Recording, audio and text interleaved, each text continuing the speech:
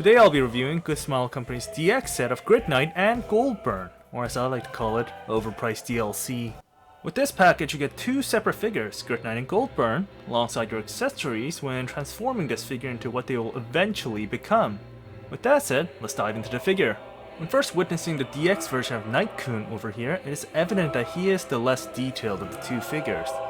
Firstly, while the paint job with all the purple and orange is fine, nothing compared to the Figma variant of Knight-kun, the sculpt got the short end as being a small figure, probably the most evenly sized. With the Monster Arts line, it makes it hard for sculptors to input additional details and engravings into the plastic, resulting in the degradation of detail levels, in addition to the fact that most of Gridknight is covered as you'll see in the final form, or Kaiser Grid Knight. When looking at the articulation, I will say that it is pretty decent for an almost 3.5 inch figure. The head can move sideways very easily, but hardly up and down. The shoulders, if you lift the armor, can allow for a diverse array of movement. The elbows can allow for a 90-degree span. The lower part of the arm can move sideways, allowing for additional posability. And the hands can allow for a full 360. When it comes to the body,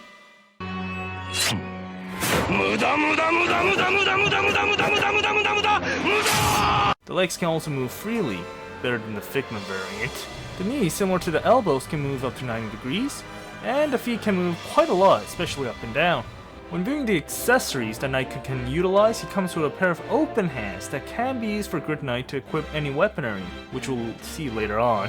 When viewing the size of Gridknight here, he is in the shorter scale of the kaiju figures that I possess. In doing so, here's Knight-kun next to Gunpla, Monster Arts, Figure Arts, and Figma. Moving on to Chise's personal kaiju, Gorudoban. When witnessing Goldburn in all its glory, it is for the most part a decently sized kaiju.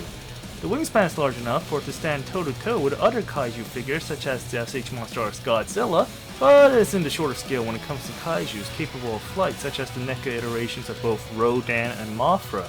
However, the highlight of Goldburn over here is the superb golden paint job.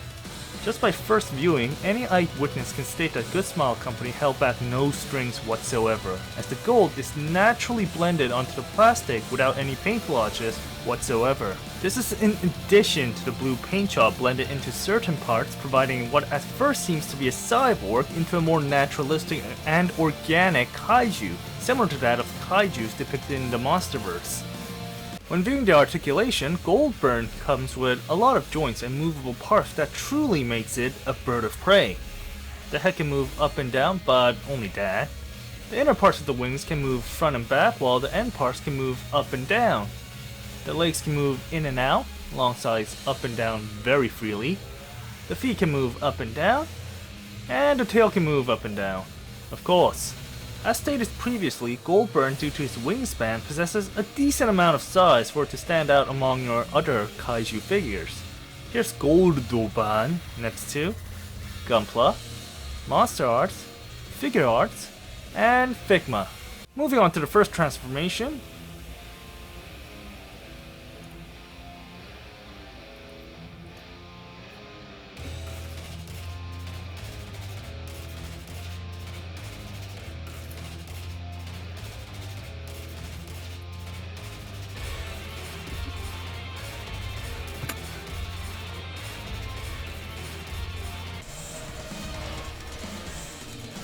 You attach a separate part here.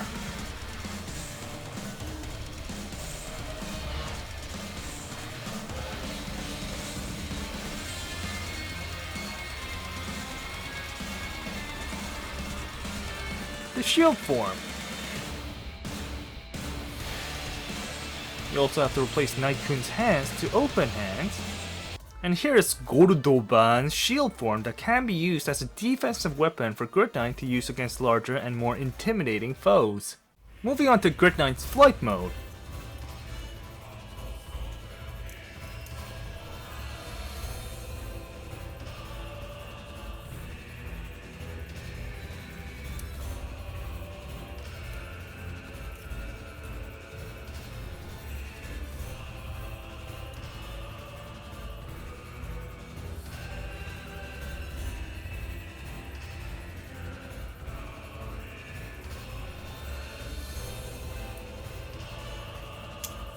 And here's your flight mode, in which is basically Goldburn attached to Gridknight's back, similar to how Dynasoldier was being attached to Dynawing. Moving on.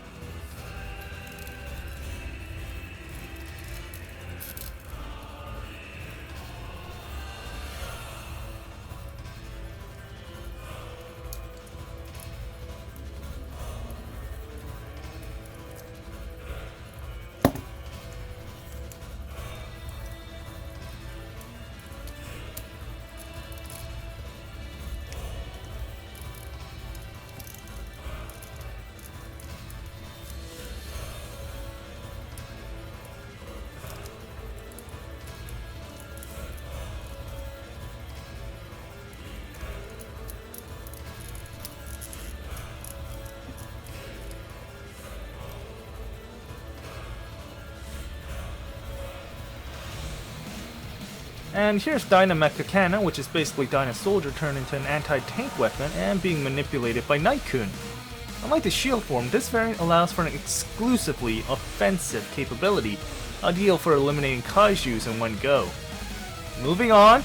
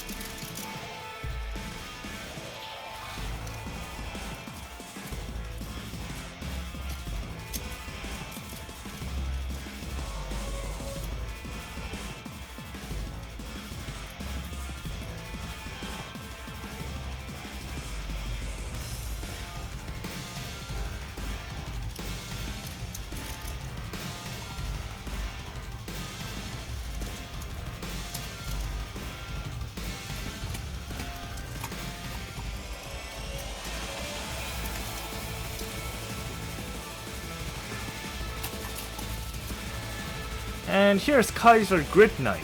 Being the ultimate form of the alliance between Dynazeon's crew and the Gridknight Alliance, alongside the most powerful form, this mode is used as a last resort and possesses tremendous power that can rival top-tier kaiju antagonists. When witnessing Kaiser Grid Knight over here, it's basically Dynazeon's form, but instead of Dynasoldier being in the middle, Yomogi is replaced by Grid Knight, and Yomogi's mech being situated to the Dynamecha Cannon, allowing for this baby to wield the ultimate firepower. This is in addition to Goldburn, where the main body is located in the body of Dynazeon, but Kaiser Grid Knight, for that impressive intimidation display, while the head is used as a crown for Knight-kun to wield. And finally, the wings are able to hold the translucent purple capes, making Kaiser Grid Knight have to drip when showing off and engaging kaiju. However, a point to note is that this form is extremely loose, so it happens to fall off very easily, to the extent that pisses a person off and makes the real Great Zeta Gundam look like the real Great Hainu Gundam. So playing with this figure is off the table and can only be used to pose on your shelf. In doing so, the articulation is highly unlikely and it's the exact same to Dynazeon. Look at the previous video. However, as you can see, the boy's a big fella, dwarfing most figures. Here's Kaiser Grid Knight, next to Gunpla, Monster Arts, Figure Arts, and Figma. Moving on to an additional tag form. Add an attachment pod here.